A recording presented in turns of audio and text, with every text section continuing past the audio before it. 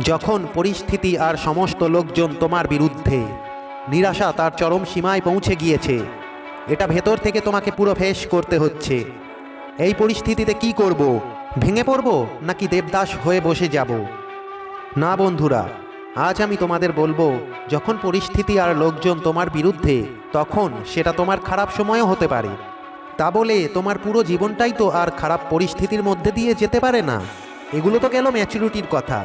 সবার প্রথমে বোঝো, সময় তোমাকে পরীক্ষা নিচ্ছে। এর দুটি কারণ হতে পারে। হয়তো তুমি সময়টাকে এনজয় করে টাইম পাস করেছো, খেলা করেছো, মজা করেছো, আর নয়তো খারাপ সময় চলে যাবার পর ভালো সময় আসার এটা একটা লক্ষণ, যেখানে তোমার পেশেন্স, তোমার ধৈর্যের পরীক্ষা করা হচ্ছে। আর যদি এই দুটো কারণের মধ্যে তোমার মনের মধ্যে আসার কোনো কারণও একটুও না দেখা যায়, মনে হয় যেন সব জায়গায় হতাশা, নিরাশা, তাহলে আমি বলবো একটু কেঁদে নাও, স্ট্রেস রিডিউস করো, একটু বিশ্রাম নিয়ে নাও, যাতে তুমি নিজেকে রিঅ্যাসেম্বল করতে পারো। আর তারপর আবার নতুন করে শুরু করো, যাতে তুমি তোমার খারাপ সময়কে গুড বাই বলতে পারো। দেখো বন্ধুরা, তোমাকে খোলাখুলিভাবে এই সিচুয়েশনকে বোঝার জন্য নেচারের একটা সিম্পল ল আছে। এটা হলো মানুষজনকে ফিল্টার করা, আর যে শেষ পর্যন্ত টিকে যায় সেই ডিজার্ভ করে। সেরার সেরা খোঁজ করো, নদী পেলে সাগর খোঁজো, সাগর পেলে মহাসাগর।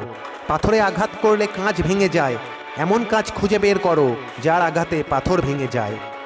আর দ্বিতীয় কারণ হলো নিজেকে তৈরি করা, যাতে তুমি তোমার লক্ষ্যে পৌঁছানোর পরে সেটাকে ভালো মতো সামলাতে পারো।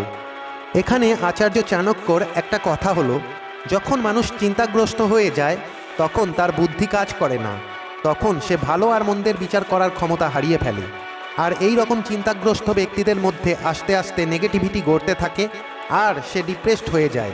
আর তাই যখন তুমি চিন্তাগ্রস্ত হয়ে যাও, তখন তুমি অ্যাওয়ারনেস হারিয়ে ফেলো, তুমি আস্তে আস্তে ডিপ্রেসড হয়ে পড়ো। তোমার ব্রেন তোমার সাথে ঠিক এরকমটাই করে। তাহলে বন্ধু, একবার ভাবো, অ্যাওয়ারনেস যদি তোমার সাথে থাকে, তোমার মনের মধ্যে যত ভয় আছে, যত ডাউট আছে, যেগুলো তুমি পুষে রেখেছো, তুমি অবশ্যই বুঝতে পারবে যে তার 90% ইনলজিক্যাল, এর কোনো ভ্যালু নেই। আর তাই লাস্টে আমি একটা কথাই বলবো, লোকজন আর পরিস্থিতির প্রবলেম, এগুলো ক্ষণস্থায়ী সমস্যা মাত্র। আর যদি এই দুটোর মধ্যে একটাও তোমার সঙ্গে ঘটে, তাহলে বলবো নতুন কিছু ঘটতে চলেছে। আর নতুন জিনিস তো সকলেই চায়। নিজের ইতিহাস লেখার জন্য কলম নয়, সাহসের প্রয়োজন। নীরবে পরিশ্রম করো, তোমার সাফল্য শোরগোল করবে। পরিশ্রমের চাবি দিয়েই সফলতার তালা খোলে। পাখিরা নিশ্চয়ই তাদের গন্তব্য খুঁজে পাবে, ডানা মেলে কথা বলবে। সেই মানুষগুলো প্রায়ই নীরব থাকে, যাদের দক্ষতার কথা সারা পৃথিবী বলে। ভালো থেকো, সুস্থ থেকো।